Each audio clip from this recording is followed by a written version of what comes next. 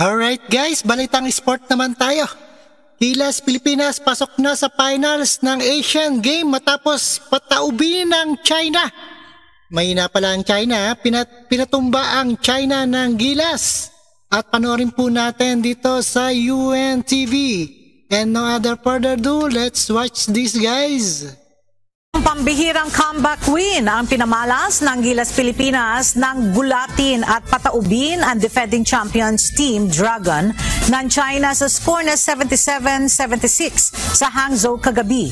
Mula sa pagkakabaon sa 20-point deficit, na kompleto ng Gilas ang comeback matapos hindi na paiskorin ang China sa huling mga minuto ng laban.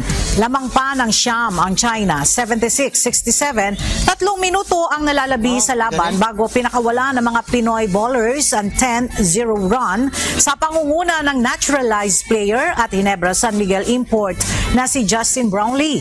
2 3-pointers ang ibinaon ni Brownlee sa huling mga segundo ng laban upang patahimikin ang home crowd at maiuwi ang panalo. Makakaharap bukas ng Gilas sa finals games ang Jordan habang makakalaban naman ng China ang Taiwan para sa bronze medal.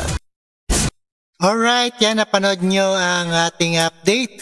Dito sa Balitang Sports, pinutumba ang China ng Gilas. At panoorin po natin bukas. Ayan, pasok na tayo sa finals ng Asian Games. And without further ado, peace out.